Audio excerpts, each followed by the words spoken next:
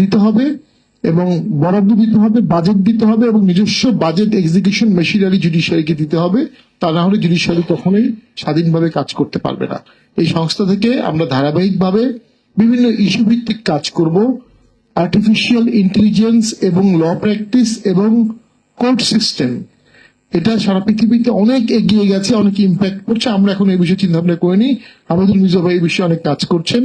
এটাতে আমরা অনেক প্রস্তাবনা রাখবো, নিজেদের ইকুইপ করবো।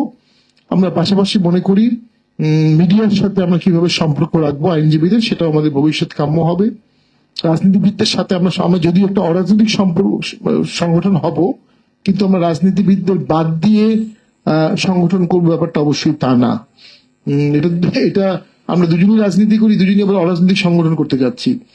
এটা কারণ আমরা মনে করি রাজনীতিবিদকে ভিন্নভাবে দেখার কিছু নাই। রাজনীতিও মানবাধিকারের জন্যই, রাজনীতিবিদদেরও সবচেয়ে বেশি মানবাধিকার প্রয়োজন হয়, বিচারপতিদের মানবাধিকার দরকার হয় প্রচুর।